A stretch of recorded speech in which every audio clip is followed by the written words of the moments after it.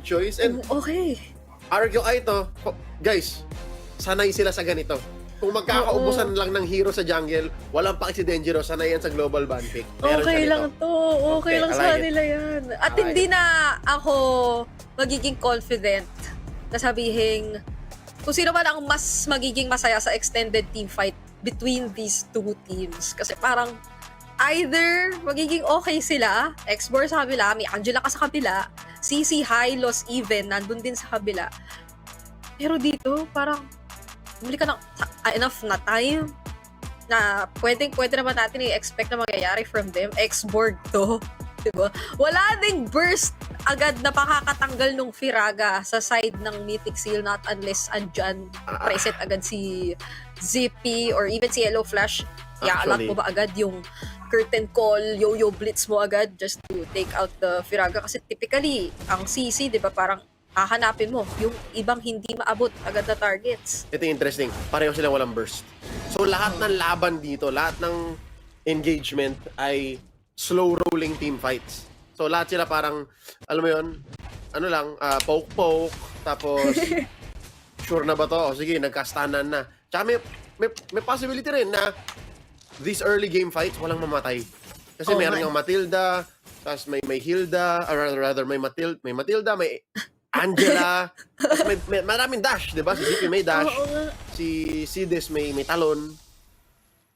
Okay, ang daming sustain on both sides actually. Oo, paano nangyari yun? Pareho sila More- nakadraft ng ganito. More sustain, tapos ano naman, like, so pwede na, it's safe to say naman yata na parang magiging mahaba-haba ang mga team fight natin. Walang mga mabilisang takedowns just yet para sa mga early skirmishes na potentially manggagaling from both sides. Ang may pinakamabilis na possible damage output, si ZP. Oo. Yun na yun. Doon na tumitigil. Oo. So ngayon, ang goal, ewan ko lang kung kaya to ni ZP, i-bully lalo si Sai. Kaya niya ba yun? Kasi ang galing ni Sai, oh. Protecting himself lang, oh. Tago lang.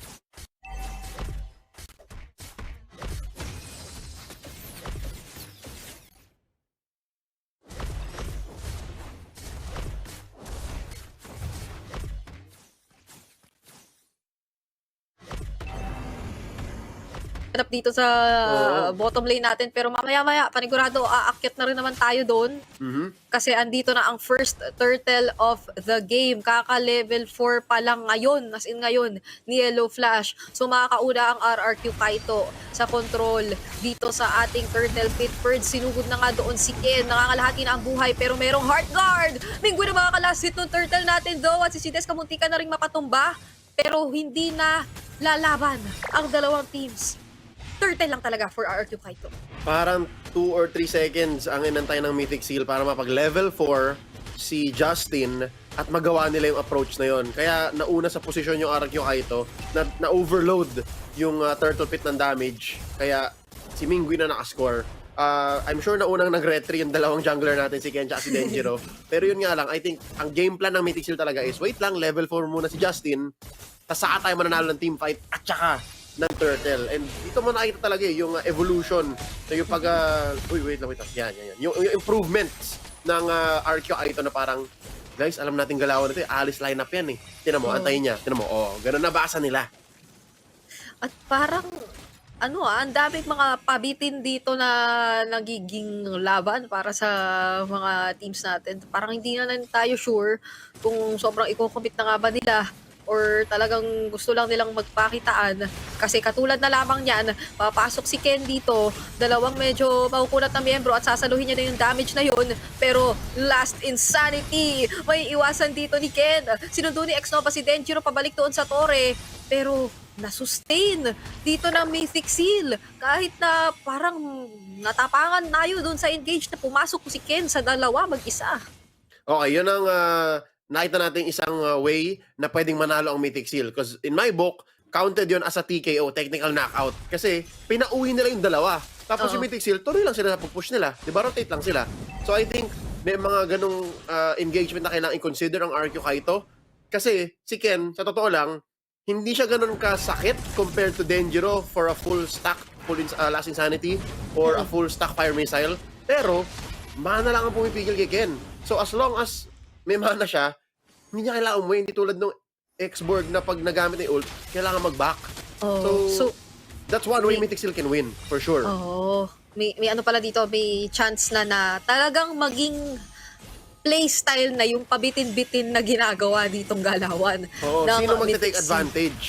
Oo, basta't makuha lang nila yung kahit hindi necessarily kills, yung malinaw lang na parang kuha nila yung panalo despite it not reflecting in terms of numbers kasi merong ngayon, contrast noon, RRQ Kaito, commit kung commit. Ilalaban talaga nila ito dito sa Turtle Pit at ang makakakuha na naman noon ay si Denjiro. Pero medyo sinusustain kasi na Mythic Seal. Yun ay kita natin na laban. Last Insanity though, pangkamumula na nga rin sa kanya at makukuha niya yung kill kay Ken. Si Yellow Flash, inabutan din siya. Justin, mag-isa na lang. May flicker para makatakas. Pero doon, nagwagi ang RRQ Kaito. Nagmistulang pinyata si Ken doon. Nung pagkapatay niya, lumabas si Justin. So, wala naman nagagawin yung Angela eh. Mag-isa lang yan eh. Lambot-lambot yan eh. And doon natin nakita yung other side ng coin. Diba? Sabi natin, pwedeng ma-time out yung Last Insanity ng Xborg. Diba? Basta may mana yung Alice. Eh, eto naman yung tanong. Paano kung ang ma-time out yung Alice? Paano kung naubos na yung resources niya or yung mga kakampi niya tapos hindi pa nagla-Last Insanity? Si Denjiro. Yun ang perfect situation. Yun yung nangyari kanina. Oo, timing ni Denjiro yun na hindi agad binato eh. Oo. Yung Last Insanity. Tapos parang doon nagkatalo. Compared sa first few times na nakita nating nagkita si Denjiro and even si Ken doon sa mga skirmishes. So, RRQ Kaito, hindi rin naman sila completely unprepared sa mga ganoong magiging attempts ng Mythic Seal. And parang consistently nga, kapag kami mga objectives, nagagawa naman talaga nila na unahan at i-establish. Napakalaking bagay ni Ferds actually sa mga nauuna nating beses na nakikitang nagkakaroon ng kaunti-unting mga pagkikita at team fights para dito sa RRQ Kaito. Parang sobrang nagiging key siya sa katulad na lamang nito, pagkuha agad ng information, pagharap at pag-front para hindi na magdalawang isip yung RRQ Kaito sa ano bang mga timings yung gagawin nila or kailan ba tayo susugod. Literal, isang malaking hadlang si Ferds. Kasi basta naglapag siya ng Glorious Pathway, kailangan na mag-isip ng Mythic Seal. Wait lang, sasagot ba tayo dyan? All in ba tayo dyan? Or iiwasan natin? Now, another fight, breaking out. Tama sa mid. Uy. Ayan na, speaking of, Oh, Glorious diba? Pathway. Pero medyo na-poke doon si Ferds. Kung yun at yun lang Tapos may na-proc na rin yata na Flask of the Oasis. Pero Denjiro once again, for the third time around, makukuha niya yung turtle. Tamang paapoy lang para sa mga miyembro ng Mythic Seal. Justin, mahanap siya dito ni Sai pero makaka-flicker out para hindi na makapag-stack. At wala munang crossbow of Tang. Pero decidido yata dito ang RRQ Kaito. Todo kapit nga lang din ng Mythic Seal. Ayaw magbigay ng mga objectives at basta-bastang conversion. Parang gumagawa lang ng s'mores si Denjiro. Kita mo yung parang, konting papoy lang, wag masunog. Kasi alam niyang hindi sila pwede mag-commit eh. Di ba? So now, Kaito, almost 3,000 gold ahead. Wait lang, bad timing yata! Naku, nawalan na siya ng Firaga armor dun. Hindi na talaga nakapag-prepare ng s'mores dun sa instance na yun kasi talagang papalalim yata ng bahagya ang RRQ Kaito at malinaw na punish from Mythic Seal taking out Denjiro. So, parang hindi man binigay yung mid lane turret, nag-attempt pa rin naman ng RRQ Kaito na makakuha ng more resources. Pero Okay. doon din naman nakaabang na yung Mythic Seal kanina. Sila pa nga yata ngayon yung gustong makabawi din ng objective kontra sa RRQ Kaito. Pero kakayanin ba nila ito? Paparating na si Nasai at napakaganda ng bagsak ng AOG kaso nga lang naging harap-harapan lang sila dito ni Sai na inikutan si Sides at double kill na nga para sa gold laner ng RRQ Kaito. Ito yung mahirap sa sustain lineup, sa DOT lineup, damage over time. Minsan, inisip mo, magsusurvive ba ako dito or parang mababurst ako? Kasi nga, di ba, nasabi natin, parehong lineup, wala masyadong burst. Actually, for RRQ Kaito, walang burst at all. Mythic Seal meron kay ZP. So, ang nangyayari dito so far, both teams, just now, nakita natin, napapunish sila. Ay, patay na pala ako doon. Hindi ko na expect. So, pareho sila na-punish back to back. Oo. Ang ano ba, kung ipipilit ko, ang pinaka-burst na lang dito, Last Insanity. Yes. Pero, syempre, tatayuan mo rin dapat yun. Hindi naman siya yung parang pwede mo na lang ibato ng basta-basta katulad nung nangyari kanina.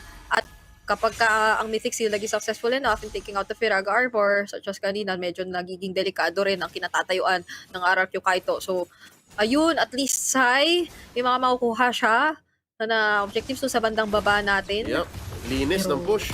Linis. Sobrang ramdam ko na yung confidence ng RQ Kaito ngayon na ginagawa nila to. Nagpa-5 split sila, 4 and 1. But now, wait, see this, very low.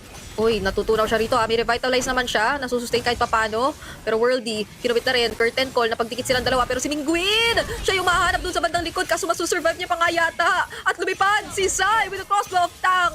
Hindi nabitin ng kaunti pero na-finish off niya pa din. Yung kill on to Justin. Ngayon si Yellow Flash, triple kill na. ZP and CDS, kinakailangan na nilang tumakbo. And all the while nangyayari yun, Denjiro, sinimulan, kinukuha na yung Lord Objective na to.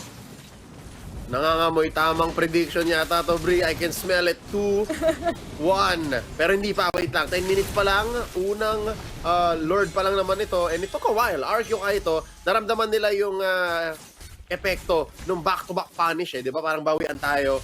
But so far, ang naging lamang ng RQ Kaito is mas mabilis silang umapak sa clutch. Mas mabilis silang nag-adjust na parang, teka lang, ang lamang tayo, yes. Pero wag nating ipilit na yun lang ang lamang natin. Let's get the map para rin yung farm between Denjiro and Ken mas lalo lumaki. And may napansin ka ba, Bri, kung ano nangyari doon recently?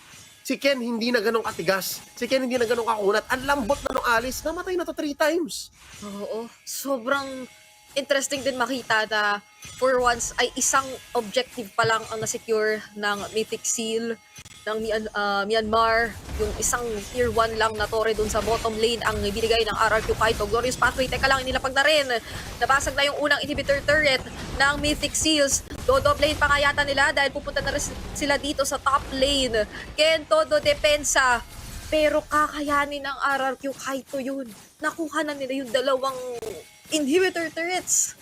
Dahil sa bilis lang na yun. Na walang bawi, di ba? Kasi I think at this point naramdaman na ng Mythic Seal, hindi lang sa team fight, hindi lang sa actual gameplay, pati na rin yung scoreboard. Ramdam nila parang, wait lang hindi na to pwede wala na bawal tayo mag-trade. Trading at this point is a bad idea for Mythic Seal. So ngayon, kita nilang down sila almost 10k, down sila ng ilang tore, sobrang daming tore na buong mapa. Tapos pati ngayon, team fight, Woo!